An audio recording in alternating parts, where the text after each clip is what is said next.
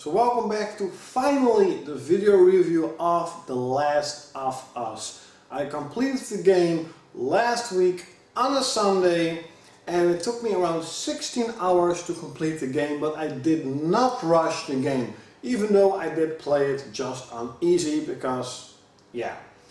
So first up, of course, is the storyline. The storyline is actually kind of déjà vu mixed with something absolutely incredible. The déjà vu part is that it's an infection outbreak and pretty much the whole world got to shit. And we're seeing it like in World War Z, we have seen it in DayZ, we've seen it in a lot of games, a lot of movies, so it's not really something special. But it's not a zombie outbreak, it's an infection transformed in something more monster-like. So that is definitely the déjà vu part of the game, the military trying to kill the infected, of course, so cities will be destroyed, and they will build quarantine zones. But Naughty Dog created a world that is believable. It's absolutely brutal, but it's believable. If there is no government, if there are no laws anymore, people with guns will like dictatorship over people without guns, and they will be harsh in it.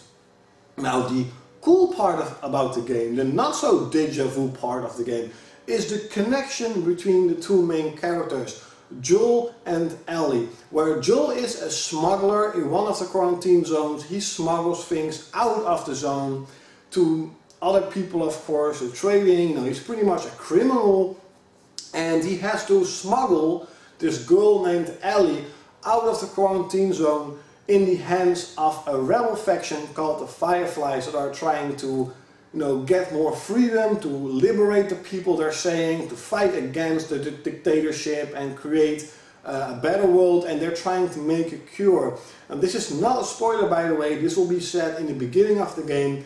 They need Ellie for the cure because she is infected, but she's immune, and again, a déjà vu part is if you get infected, if you get bitten, then of course you'll become an infected, just like in a lot of games, in a lot of movies. And she's infected, she's immune, so the Fireflies needs her to try to make a cure. So the story is about Joel and Ellie trying to survive in the outside world, in the destroyed and infected and brutal outside world, the jungle they call it, and to get the girl to the Fireflies. But the amazing part is that throughout the entire game they build up, of course, this connection, and the beginning of the game is really important. In the beginning of the game you will actually see and experience how the infection became, and you will see what happened to Joel, and that is why he is the guy he is right now, 20 years later in the game. He is the guy that he does what he does because of the beginning of the game. If they didn't put in the beginning of the game, you would think, why the hell would Joel do something like that? Why the hell is he, because he is a bastard, he's an annoying prick. And that's all because what he experienced at the beginning of the game. That's absolutely one of the most important parts of the game, is the beginning. That's really cool. So it's really cool to see the connection they make of being Joel, this annoying bastard, and of course throughout the game he will soften up and they will build a really cool connection, because actually Joel does not want to get the girl out of the city, but because of certain circumstances he has to do it. And so that is the cool part of the storyline, is the connection they're getting from the two main characters. And you will even see survivors, groups of survivors, more like armies. That is definitely the biggest part of the entire game, in my opinion, that I thought was actually annoying, because the world is almost destroyed, mankind is almost dead.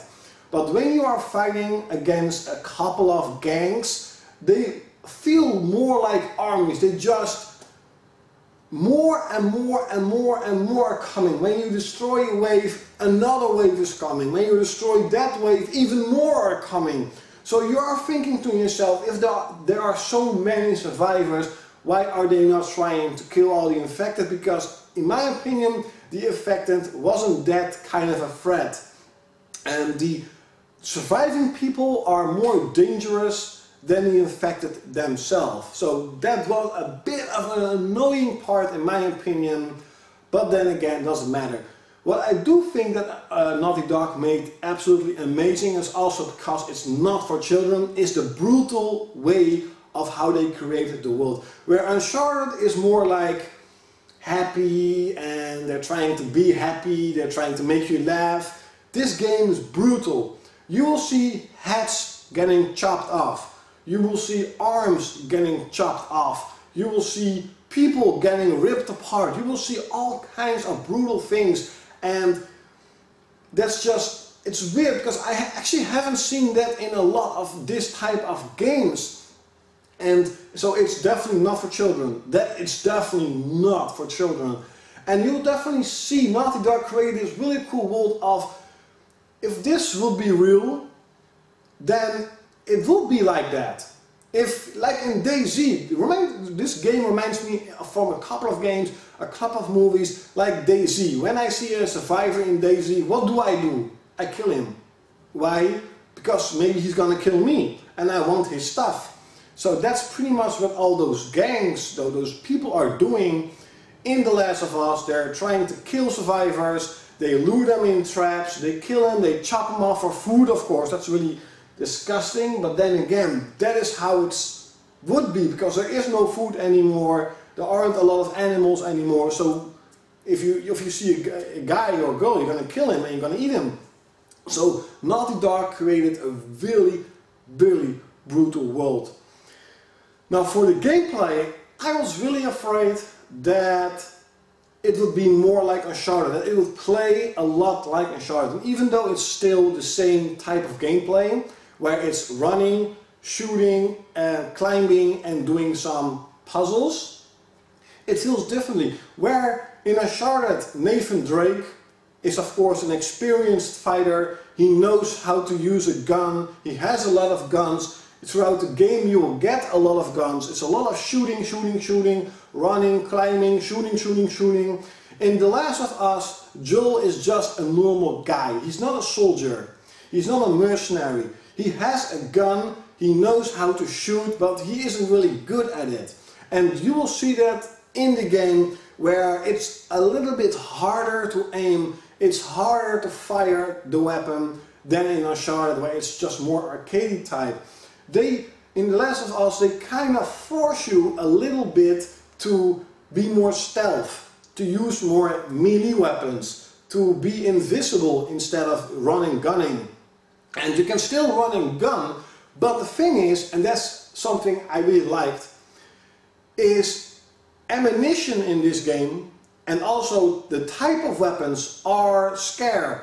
There aren't a lot of ammunition. You can't get a lot of ammunition. It's not like you kill someone and they drop, I don't know, 20 ammunition. It's more like 2 or 3 bullets they drop.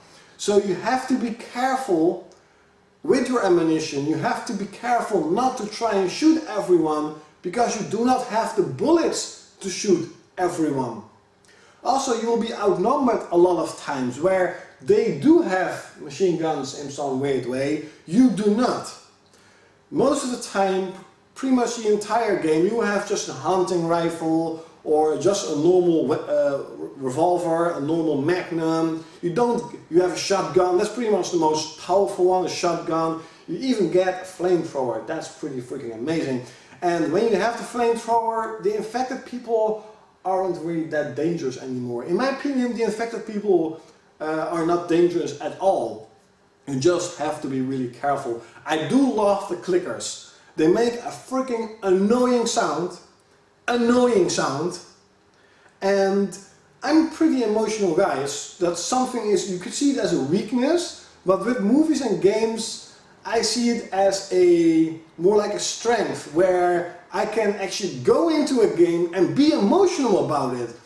And with The Last of Us, I was a lot of times pretty scared. Also with Dead Space, I was scared like shit. I was sometimes pretty scared in The Last of Us, because I was like, I don't want to die, because I've finally been through a lot and now I want to go further into the game. I don't want to die, but there are like 7 clickers on my way. What the hell should I do? And I try to be stealth, and it's really cool that they're forcing you to do that. So again, my emotional thing, I don't see it as a weakness, more as a strength. It will boost up the experience of the game, in my opinion. So it's kind of funny that The Last of Us is a scarier game than like Resident Evil 6. And Resident Evil 6 is a survival horror game, and The Last of Us is more like an action game. It's really weird. But you can see how fucked up Capcom is at the moment. That doesn't really matter. So it does not play as Uncharted. Only the controls are the same, the things you do are the same, but you do not run and gun. The thing that I didn't rush the game is there are actually in the game quite a lot of open spaces where you're in a town with a couple of buildings, and most of those buildings you can enter, but you don't have to enter the building.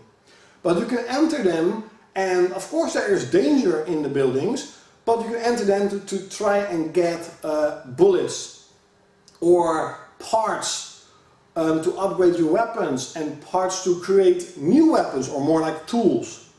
You can like upgrade your melee weapon with spikes, or you can make a bomb out of spikes. That's really cool. I love the spike bomb. That's really cool. You can make a smoke bomb. You can make a little knife where you can open secret doors, and the clickers can only be killed with a knife. So you have to, definitely, that's my advice, always have a knife in your pocket. If you don't have it, the clickers are gonna be annoyed, because hand-to-hand combat doesn't work with clickers. You can shoot them, but that's the dilemma of, you know, not a lot of bullets.